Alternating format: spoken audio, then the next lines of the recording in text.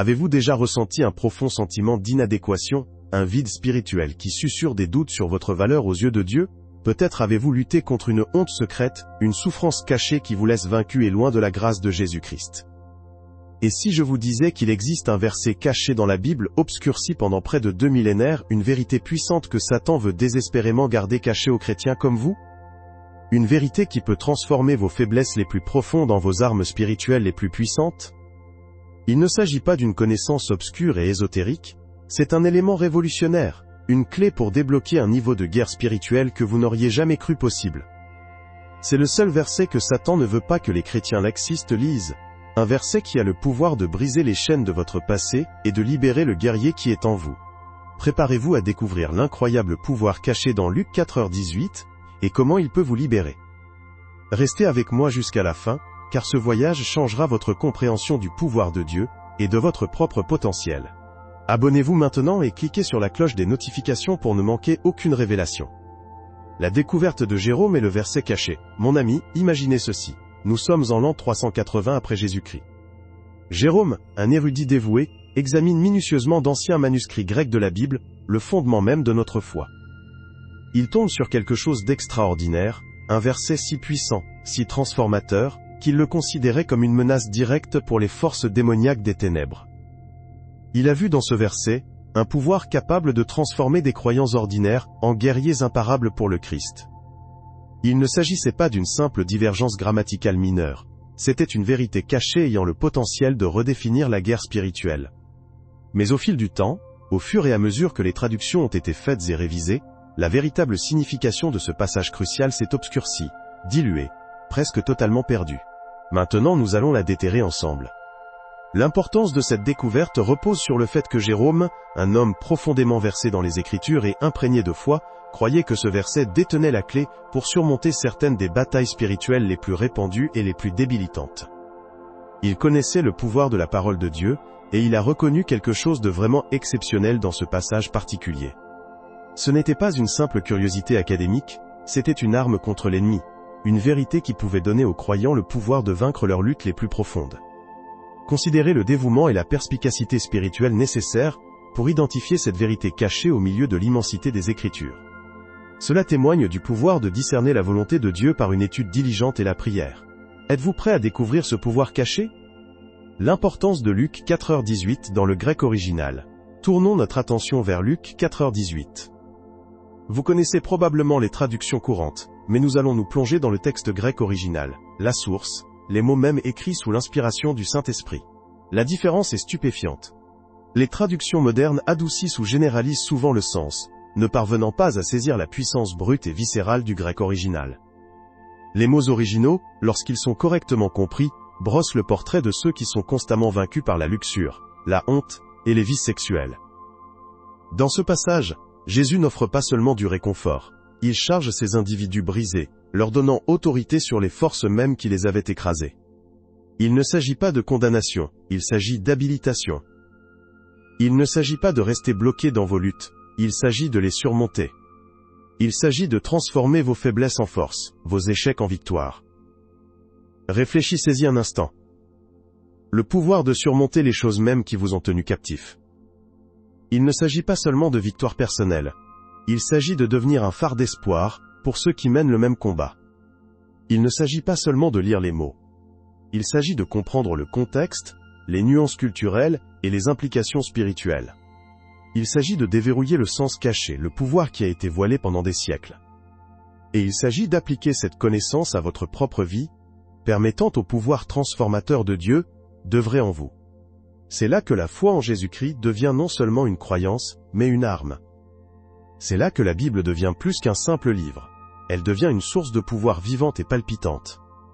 Explorons cela plus avant, en approfondissant les mots spécifiques et leurs implications. Êtes-vous prêt à débloquer la vraie signification de ce verset? Et plus important encore, êtes-vous prêt à embrasser le pouvoir qu'il libère?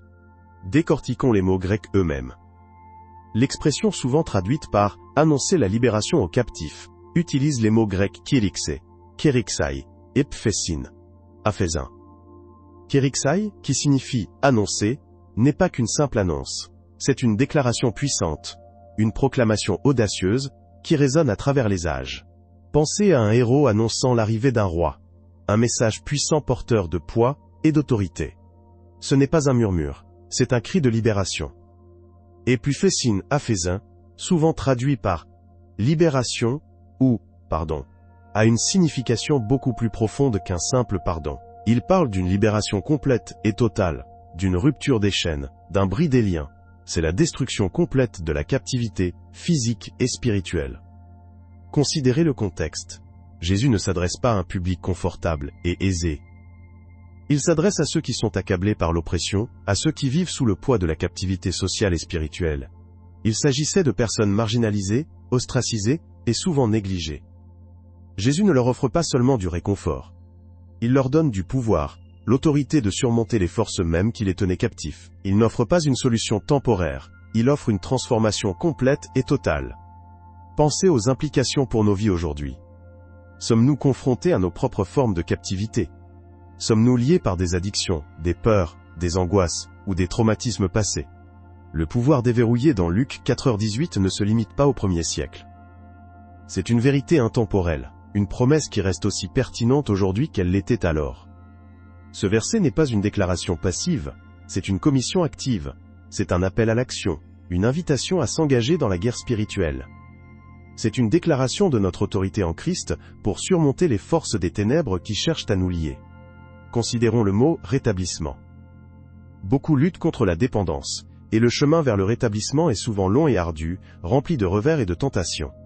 Mais Luc 4h18 offre un message d'espoir puissant. Il ne s'agit pas seulement de s'abstenir de comportements nocifs. Il s'agit de connaître une libération complète et totale de l'emprise de la dépendance. Il s'agit de trouver la liberté, non seulement de la substance ou du comportement lui-même, mais aussi des problèmes spirituels sous-jacents qui ont alimenté la dépendance en premier lieu. Ce verset fournit le fondement spirituel d'un véritable rétablissement durable. Il offre non seulement de la volonté, mais le pouvoir du Saint-Esprit pour briser les chaînes de la dépendance et les remplacer par une vie de but et de liberté. Le même principe s'applique à d'autres formes de captivité. Peut-être luttez-vous contre la peur, l'anxiété ou la dépression. Peut-être luttez-vous contre l'amertume ou le manque de pardon. Luc 4h18 offre un chemin vers la liberté. Il ne s'agit pas seulement de gérer ces luttes, il s'agit de les vaincre, de les surmonter, et de connaître le pouvoir transformateur de la grâce de Dieu. Il s'agit de revendiquer l'autorité qui nous est donnée par le Christ, pour nous libérer des choses qui nous retiennent. C'est un appel à entrer dans le pouvoir qui est déjà en nous. Nous ne sommes pas des victimes impuissantes, nous sommes des vainqueurs habilités. Ce n'est pas simplement une pensée réconfortante, c'est un cri de guerre. C'est une déclaration de guerre contre les forces des ténèbres qui cherchent à nous maintenir liés. Explorons comment nous pouvons appliquer concrètement cette vérité à nos vies. Plongeons-nous dans les stratégies et les disciplines spirituelles qui nous permettront de revendiquer notre liberté. Premièrement, nous devons reconnaître la réalité de la guerre spirituelle. Il ne s'agit pas d'une bataille métaphorique. C'est un conflit très réel entre les forces du bien et du mal. La Bible parle abondamment de ce domaine spirituel, décrivant les principautés et les puissances, les dominations des ténèbres, et les forces spirituelles du mal, dans les lieux célestes. Éphésiens 6h12. Ce ne sont pas des concepts abstraits. Ce sont des forces actives qui cherchent à entraver notre croissance, à voler notre joie, et finalement, à nous séparer de Dieu. Comprendre cette réalité est crucial pour s'engager efficacement dans la guerre spirituelle. L'ignorer nous rend vulnérables et impréparés. Deuxièmement, nous devons identifier nos captivités spécifiques. Dans quel domaine de notre vie nous sentons-nous liés? Sommes-nous captifs d'un péché particulier, d'une relation toxique, d'une peur paralysante ou d'une insécurité profonde? Une réflexion honnête sur soi-même est essentielle. Nous ne pouvons pas surmonter ce que nous refusons de reconnaître. La tenue d'un journal, la prière et la recherche de conseils auprès de conseillers spirituels de confiance peuvent nous aider à identifier ces domaines d'esclavage. Ce processus ne vise pas l'autocondamnation, il vise la conscience de soi, une première étape cruciale vers la liberté. Pensez à écrire des exemples spécifiques. Je suis lié par la peur de l'échec, ou je suis captif de la dépendance aux médias sociaux, ou je suis retenu par le manque de pardon envers un membre de ma famille. Plus vous serez précis, plus vos stratégies seront efficaces. Troisièmement, nous devons revendiquer l'autorité qui nous est donnée en Christ. Luc 4h18 n'est pas une affirmation passive. C'est une déclaration de notre pouvoir en Christ. Nous ne sommes pas des victimes impuissantes. Il nous a été donné autorité sur l'ennemi. Cette autorité ne repose pas sur notre propre force ou volonté, mais sur la puissance du Saint-Esprit, agissant en nous. Cela signifie s'engager activement dans des disciplines spirituelles, comme la prière, le jeûne et l'étude de la parole de Dieu. La prière n'est pas qu'une simple demande. C'est une arme puissante dans la guerre spirituelle. Le jeûne nous permet de concentrer notre attention sur Dieu, et de briser le pouvoir du péché et de la tentation. L'étude des Écritures nous équipe de la vérité de la parole de Dieu, nous permettant de résister aux mensonges de l'ennemi. Ces disciplines ne sont pas des options supplémentaires, ce sont des outils essentiels dans notre combat pour la liberté. Elles sont le moyen par lequel nous puisons dans la puissance qui est déjà en nous. Enfin, nous devons cultiver une communauté de soutien. La bataille pour la liberté se livre rarement seule. S'entourer d'autres croyants qui nous encourageront, prieront pour nous, et nous tiendront responsables, est essentiel. Cela peut être un petit groupe, un mentor, ou un ami de confiance. Partager nos luttes et nos victoires avec les autres crée un système de soutien puissant qui renforce notre détermination et nous aide à persévérer dans les moments difficiles. N'oubliez pas que l'ennemi prospère dans l'isolement. La communauté brise son pouvoir. Trouver une communauté qui comprend la bataille spirituelle, qui peut offrir des conseils et des encouragements, est primordial pour une guerre spirituelle réussie et une liberté durable. Il ne s'agit pas seulement de recevoir du soutien, il s'agit aussi d'en offrir aux autres, de faire partie d'un mouvement plus large de libération et d'autonomisation. Examinez vos relations existantes et identifiez les personnes qui peuvent jouer un rôle crucial pour vous soutenir dans votre cheminement vers la liberté. N'oubliez pas que vous n'êtes pas seul dans ce combat. Approfondissons l'application pratique de ces principes. Nous avons identifié les chaînes, revendiqué notre autorité et construit un réseau de soutien. Maintenant, nous devons nous engager activement dans le processus de libération. Ce n'est pas un exercice passif. Cela demande un effort constant, de la persévérance et une volonté de confronter des vérités inconfortables. Considérez le domaine précis de la servitude que vous avez identifié, peut-être une habitude destructrice, une peur paralysante ou une relation toxique. Prenons l'exemple d'une addiction aux réseaux sociaux. L'identifier comme une servitude est la première étape. Maintenant, nous avons besoin d'un plan stratégique pour nous libérer. Cela pourrait impliquer de fixer des limites claires, limiter le temps d'écran, supprimer certaines applications, ou même faire une pause temporaire sur les réseaux sociaux. Il est crucial de remplacer le vide laissé par cette habitude par quelque chose de plus sain. Peut-être passer plus de temps à prier, à lire, à faire de l'exercice, ou à pratiquer des loisirs qui vous apportent joie et épanouissement. La responsabilisation est essentielle ici. Partagez votre plan avec votre réseau de soutien, en leur faisant connaître vos objectifs, et en leur demandant de vous aider à rester sur la bonne voie. Ils peuvent vous encourager, vous rappeler gentiment, et célébrer vos victoires en cours de route. N'ayez pas peur de demander de l'aide lorsque vous trébuchez. Les revers sont inévitables, mais ils ne doivent pas définir votre parcours. Un autre aspect crucial est le pardon. L'absence de pardon agit comme une ancre spirituelle, nous alourdissant et nous empêchant d'avancer. S'accrocher au ressentiment, à la colère ou à l'amertume ne fait que nous faire du mal. Le pardon ne consiste pas à excuser les actes des autres. Il s'agit de se libérer du fardeau de la négativité qui vous tient captif. Cela exige souvent un choix conscient, un acte délibéré de lâcher la douleur et de choisir d'accorder sa grâce, même si c'est difficile. Cela peut impliquer la prière, la tenue d'un journal, ou la recherche d'une aide professionnelle auprès d'un thérapeute ou d'un conseiller. N'oubliez pas que le pardon est un processus, et non un événement unique. Cela demande du temps, de la patience, et une volonté de lâcher prise. Abordons également le pouvoir des pensées positives. L'ennemi utilise souvent des pensées négatives et le doute de soi pour nous maintenir liés. Nous devons activement combattre ces mensonges avec la vérité de la parole de Dieu. Commencez par identifier les schémas de pensée négatifs et remplacez-les par des affirmations positives basées sur les Écritures. Par exemple, si vous luttez contre le doute de soi, remplacez des pensées comme « Je ne suis pas assez bien » par « Je suis une créature merveilleuse et pleine de mystères » Psaume 139/14. Cela demande un effort conscient et une pratique constante, mais avec le temps, cela peut transformer votre état d'esprit et vous donner le pouvoir de surmonter les croyances limitantes. N'oubliez pas que vos pensées ont du pouvoir. Choisissez de remplir votre esprit de vérité, d'espoir et de foi. Ce changement intentionnel de perspective peut avoir un impact significatif sur votre cheminement vers la liberté. Il ne s'agit pas d'ignorer vos difficultés. Il s'agit de les replacer dans le contexte de l'amour et de la grâce de Dieu. Il s'agit de reconnaître votre valeur et votre potentiel inhérent, malgré vos imperfections. Enfin, parlons de l'importance de la communauté. L'isolement est un terrain fertile pour l'esclavage. L'ennemi prospère dans les ténèbres, dans le secret et dans la solitude. S'entourer d'une communauté de croyants solidaires est une arme puissante contre ces forces. Cela peut impliquer de participer activement à votre église, de rejoindre un petit groupe, ou de vous connecter à des mentors ou à des partenaires de responsabilisation qui peuvent offrir prière, encouragement et soutien pratique. Ne sous-estimez pas le pouvoir des expériences partagées, savoir que d'autres comprennent vos difficultés et marchent à vos côtés peut faire toute la différence. Cette communauté ne consiste pas seulement à recevoir du soutien, il s'agit aussi de redonner.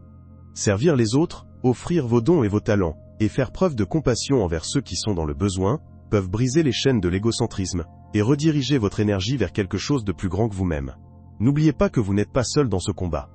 Dieu a placé des personnes dans votre vie pour vous aider, pour vous soutenir, et pour marcher avec vous, sur ce chemin vers la liberté. Cherchez activement ces liens, nourrissez-les, et permettez-vous d'être vulnérable et honnête au sein de ces relations. Cette vulnérabilité est une force, et non une faiblesse, et elle permet une connexion plus profonde et un soutien plus efficace. Un autre élément crucial est la guerre spirituelle. Nous ne luttons pas contre la chair et le sang, mais contre les principautés, contre les puissances, contre les dominations de ce monde, contre les esprits méchants dans les lieux célestes. Éphésiens 6h12. Cela signifie reconnaître que des forces spirituelles agissent dans nos vies, cherchant à nous lier et à nous maintenir captifs. Ce n'est pas une bataille à mener seule. Nous disposons d'un arsenal puissant, la parole de Dieu, la prière et l'autorité qui nous est donnée par le Christ. Nous pouvons activement résister aux attaques de l'ennemi par la prière, en revendiquant les promesses de Dieu sur nos vies, et en restant fermes dans notre foi. Cela peut impliquer de consacrer des moments spécifiques à la prière et à la guerre spirituelle, d'utiliser des écritures de guerre spirituelle, et de pratiquer des disciplines spirituelles comme le jeûne.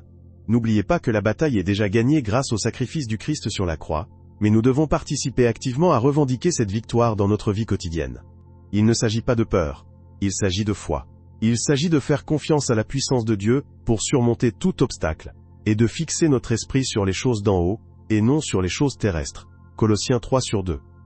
Au-delà de ces étapes pratiques, n'oubliez pas l'importance de la compassion envers soi-même. Le chemin vers la liberté n'est pas linéaire.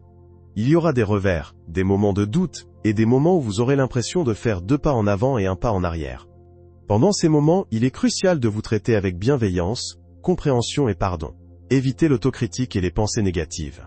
Au lieu de cela, reconnaissez vos difficultés, permettez-vous de ressentir vos émotions, et rappelez-vous que vous êtes aimé, apprécié, et digne de grâce. Célébrez vos petites victoires, aussi insignifiantes soient-elles. Reconnaissez vos progrès, et rappelez-vous du chemin parcouru. Ce parcours est un marathon, et non un sprint, et la compassion envers soi-même est le carburant pour le long terme. N'oubliez pas que la grâce de Dieu vous suffit, et que sa puissance s'accomplit dans la faiblesse. 2 Corinthiens 12/9. Acceptez vos imperfections, apprenez de vos erreurs, et continuez d'avancer avec foi et espoir. Ce parcours ne consiste pas à atteindre la perfection. Il s'agit de rechercher la liberté, la croissance, et une relation plus profonde avec Dieu. Permettez-vous d'être vulnérable, de demander de l'aide et de célébrer les victoires en cours de route. Votre cheminement vers la liberté est un témoignage de la grâce et de la puissance de Dieu, et c'est une histoire qui vaut la peine d'être racontée. Construire un système de soutien solide est également essentiel. Il ne s'agit pas seulement d'avoir des amis et de la famille. Il s'agit de cultiver des relations avec des personnes qui comprennent votre parcours et qui peuvent vous offrir encouragement, responsabilisation et prière. Envisagez de rejoindre un groupe de soutien, en personne ou en ligne, où vous pourrez vous connecter avec d'autres personnes confrontées à des défis similaires. Partager vos expériences avec les autres peut être incroyablement cathartique et validant, et cela peut procurer un sentiment de communauté et d'appartenance. N'oubliez pas que vous n'êtes pas seul dans cette situation. Beaucoup d'autres ont parcouru ce chemin avant vous, et leurs histoires peuvent offrir espoir et inspiration. Trouvez des mentors ou des conseillers spirituels qui peuvent vous guider et vous apporter de la sagesse. Ces personnes peuvent vous écouter, vous apporter une perspective différente et vous aider à surmonter les situations difficiles. La responsabilisation est un autre élément clé. Partagez vos objectifs et vos difficultés avec des personnes de confiance qui peuvent vous tenir responsable de vos engagements. Cela pourrait impliquer des vérifications régulières, des partenaires de prière ou des groupes de responsabilisation. Avoir quelqu'un avec qui faire le point peut vous aider à rester sur la bonne voie et à surmonter les tentations. Il s'agit de créer un système de soutien qui vous aide à rester concentré sur votre cheminement vers la liberté. Par ailleurs, l'importance du pardon ne saurait être surestimée. Le pardon, envers soi-même et envers les autres, est essentiel à la guérison et à l'avancée. S'accrocher à l'amertume et au ressentiment ne fera qu'entraver votre progression. Se pardonner ses erreurs passées permet de se libérer du poids de la culpabilité et de la honte, et d'embrasser la grâce de Dieu. Pardonner aux autres, même s'ils ne le méritent pas, vous libère du fardeau de la colère et du ressentiment, vous permettant d'expérimenter la paix et la liberté que Dieu offre. Ce processus peut nécessiter de demander de l'aide professionnelle ou de s'engager dans des pratiques réparatrices comme la tenue d'un journal ou la prière. Rappelez-vous que le chemin vers la liberté est un processus, et non un événement. Il y aura des hauts et des bas, des moments de progrès et des reculs. Ne vous découragez pas face aux défis que vous rencontrez. Considérez-les plutôt comme des occasions de croissance et d'apprentissage. Célébrez vos victoires, aussi petites soient-elles, et apprenez de vos erreurs. Gardez votre attention fixée sur Dieu et sur ses promesses, et ayez confiance en son amour et en son soutien indéfectible. Il est fidèle, et il vous mènera à bon port. Embrassez le voyage, sachant qu'il témoigne de la grâce et de la puissance de Dieu dans votre vie. Votre histoire est une histoire de rédemption, une histoire d'espoir, et une histoire qui peut inspirer les autres. Appuyez-vous sur sa force, et continuez à avancer dans la foi. Rappelez-vous que l'amour de Dieu pour vous est inconditionnel et indéfectible, et qu'il est toujours avec vous, vous guidant, vous fortifiant, et vous responsabilisant à chaque étape du chemin. C'est un chemin de foi, de persévérance, et de confiance inébranlable, dans le plan de Dieu pour votre vie. Laissez sa lumière briller à travers vous, éclairant votre chemin et vous guidant vers la liberté qu'il a prévue pour vous. Ce chemin, bien que profondément personnel, n'est pas destiné à être parcouru seul. Construire un réseau de soutien solide est crucial. Il ne s'agit pas seulement de trouver des personnes qui seront d'accord avec vous, mais des individus qui vous mettront au défi, vous aimeront et vous tiendront responsable. Envisagez de rejoindre un groupe de rétablissement basé sur la foi. Ces groupes offrent un espace sûr pour partager vos difficultés, célébrer vos victoires et apprendre des expériences des autres. La compréhension partagée et le soutien mutuel au sein de ces communautés peuvent être inestimables. La force et la sagesse collective offertes par un groupe peuvent vous élever plus haut que vous ne pourriez jamais le faire seul. Rappelez-vous le pouvoir de la prière. La prière constante ne consiste pas seulement à demander de l'aide. Il s'agit de cultiver une relation plus profonde avec Dieu, de lui permettre de guider vos pas et de vous remplir de sa paix. La prière peut être un outil puissant de guérison, offrant du réconfort pendant les moments difficiles et renforçant votre détermination. C'est une conversation, une communion avec le divin, un lieu où vous pouvez déverser votre cœur et recevoir réconfort et guidance. Ne sous-estimez pas le pouvoir de cette connexion intime. Le soin de soi est un autre élément vital, souvent négligé. Au milieu des efforts pour atteindre la liberté, il est facile de négliger votre bien-être physique et émotionnel. Privilégiez des habitudes saines comme l'exercice régulier, une alimentation saine et un sommeil suffisant. Ces pratiques ne sont pas des luxes, ce sont des nécessités pour maintenir votre force et votre résilience. Engagez-vous dans des activités qui vous apportent joie et paix. Que ce soit passer du temps dans la nature, écouter de la musique entraînante, lire des livres inspirants ou poursuivre un passe-temps, ces activités offrent un répit et un réconfort indispensables à votre âme. Rappelez-vous d'être gentil avec vous-même.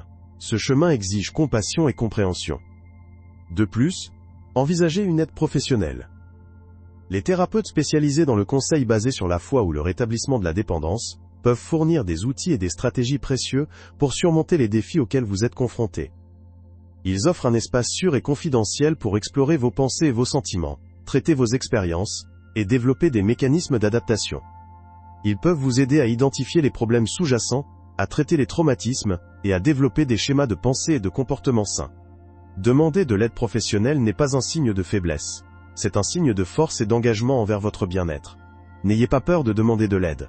C'est un témoignage de votre dévouement à la croissance et à la guérison. Rappelez-vous que chercher des conseils professionnels est une étape courageuse vers une vie plus saine et plus épanouissante.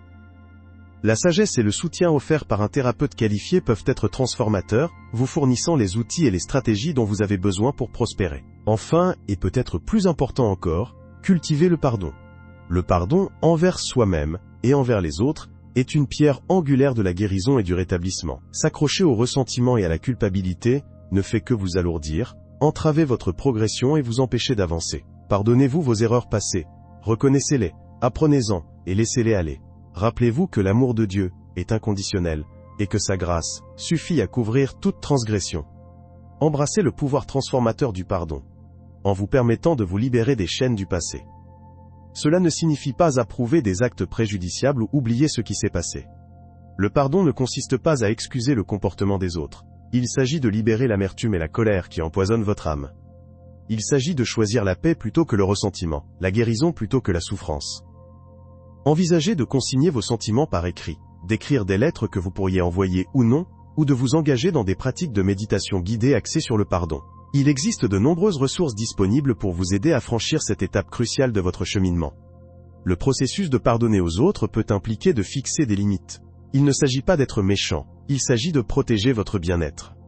L'établissement de limites saines vous permet de créer un espace sûr pour vous-même, vous protégeant de tout préjudice supplémentaire. Il s'agit de reconnaître votre valeur et d'affirmer votre droit de vivre une vie paisible et épanouissante, libre de la négativité des autres. Envisagez de demander des conseils à un mentor spirituel ou à un conseiller qui peut vous aider à surmonter les complexités du pardon. Ils peuvent vous apporter un soutien, vous offrir des perspectives différentes et vous fournir des stratégies efficaces pour gérer les émotions difficiles. Rappelez-vous que le pardon est un processus, et non une destination. Cela demande du temps, de la patience et de la compassion envers soi-même. Il y aura des reculs, soyez indulgents envers vous-même, et permettez-vous de pleurer la douleur que vous avez vécue. Souvenez-vous de la parabole du Fils prodigue.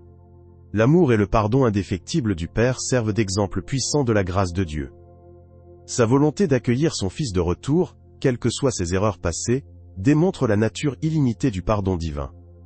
Laissez cette histoire vous inspirer et vous réconforter, alors que vous naviguez dans votre propre cheminement, vers le pardon et la guérison. Qu'elle vous rappelle que vous êtes aimé, inconditionnellement et éternellement. Embrassez cet amour, et laissez-le alimenter votre rétablissement, vous donnant les moyens de vivre une vie libre du fardeau de l'impuissance au pardon, vous permettant d'embrasser pleinement la joie et la paix que Dieu offre. Rappelez-vous que la guérison est un voyage, pas une course. Soyez patient avec vous-même, célébrez les petites victoires, et ayez confiance en la puissance de la grâce de Dieu pour vous guider et vous restaurer. Le chemin de la liberté est pavé de foi, de pardon, et d'une confiance inébranlable en soi. Rappelez-vous que vous n'êtes pas seul dans ce voyage. Il existe un vaste réseau de soutien disponible pour vous aider à chaque étape du chemin. N'hésitez pas à tendre la main et à chercher l'aide dont vous avez besoin. Votre rétablissement est un acte de foi, un témoignage de votre force, et un voyage qui vaut la peine d'être entrepris. Les récompenses sont incommensurables. Ce cheminement du pardon n'est pas toujours linéaire. Il y aura des jours où la douleur réapparaîtra, où les souvenirs vous sembleront crus, et où la colère menacera de vous submerger. Ce sont des éléments normaux du processus de guérison. Ne vous jugez pas pour avoir ces sentiments. Reconnaissez-les. Permettez-vous de les ressentir, puis guidez-vous doucement vers un lieu de paix. Imaginez vos émotions comme des vagues qui s'écrasent sur le rivage. Elles arrivent fort, mais finissent par se retirer, laissant le sable lisse et nettoyé. Une technique utile est de pratiquer la pleine conscience. Portez attention à votre respiration, à vos sensations corporelles, et au moment présent. Lorsque des sentiments de colère ou de ressentiment surgissent, reconnaissez-les sans jugement, en les observant comme des nuages dans le ciel qui passent. La pleine conscience vous aide à vous détacher de vos émotions, créant un espace entre vous et la douleur, vous permettant de la traiter plus efficacement. Un autre outil puissant est la compassion. Essayez de comprendre le point de vue de la personne qui vous a blessé. Cela ne signifie pas approuver ses actes, mais plutôt essayer de voir les choses de son point de vue. Quelles expériences l'ont façonné? Quels défis pourrait-elle rencontrer? Cultiver la compassion, même pour ceux qui nous ont causé de la douleur, peut être étonnamment libérateur. Cela déplace l'accent de la culpabilité vers la compréhension, favorisant l'empathie et, finalement, le pardon. Rappelez-vous que le pardon ne consiste pas à oublier. Il s'agit de choisir de laisser aller les émotions négatives qui vous retiennent. Les souvenirs peuvent rester, mais leur pouvoir de vous blesser diminue à mesure que vous guérissez. Pensez-y comme à la libération d'un lourd fardeau que vous portiez. La légèreté que vous ressentez ensuite témoigne de votre force et de votre résilience. Le pardon s'étend aussi au pardon de soi-même. Souvent, nous sommes nos propres critiques les plus sévères.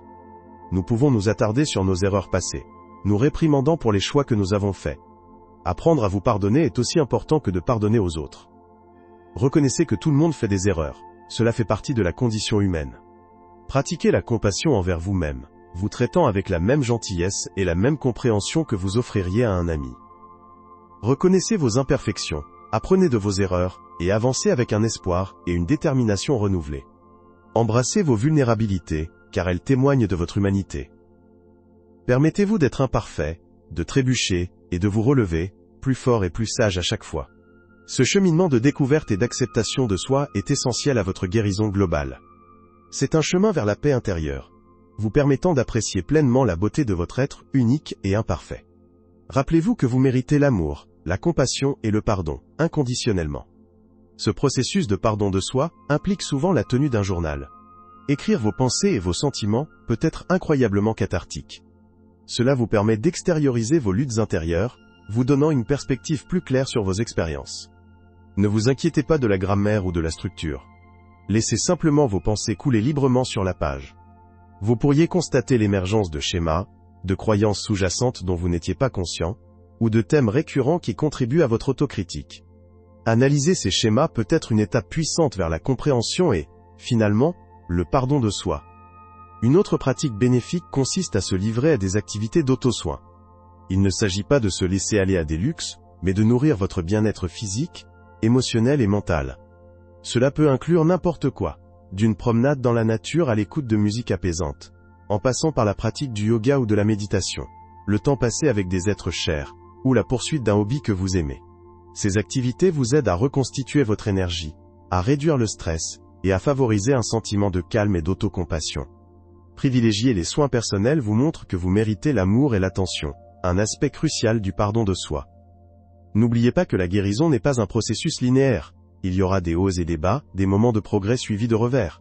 Soyez patient avec vous-même et célébrez vos petites victoires en cours de route. Ne vous découragez pas si vous vous surprenez à retomber dans d'anciens schémas d'autocritique. Reconnaissez ces moments, apprenez-en, et guidez-vous doucement vers un chemin d'autocompassion. C'est un voyage, pas une course, et vos progrès sont louables, quelle que soit la rapidité ou la lenteur avec laquelle vous avancez. L'important est que vous travailliez activement à votre guérison et à votre acceptation de soi. Envisagez de demander un soutien professionnel si vous trouvez le processus accablant, ou si vous avez du mal à gérer ces émotions de manière indépendante. Un thérapeute peut vous fournir des conseils et des outils pour vous aider à traiter efficacement vos expériences passées, et à cultiver une relation plus saine avec vous-même. Il peut vous offrir un espace sûr et bienveillant pour explorer vos sentiments sans jugement. Rappelez-vous que demander de l'aide est un signe de force, et non de faiblesse. Cela démontre votre engagement envers votre bien-être, et votre désir de vivre une vie plus épanouissante. Votre cheminement vers le pardon de soi témoigne de votre courage, et de votre résilience. Embrassez le processus, ayez confiance en votre capacité à guérir, et sachez que vous n'êtes pas seul. Alors embarquez dans ce voyage de découverte de soi et de pardon. Déchargez-vous, guérissez vos blessures et embrassez l'incroyable pouvoir de l'autocompassion. Abonnez-vous maintenant pour recevoir plus de conseils sur ce chemin transformateur, et partagez vos expériences et vos idées dans les commentaires ci-dessous. Soutenons-nous mutuellement dans ce voyage vers un moi plus aimant et plus acceptant.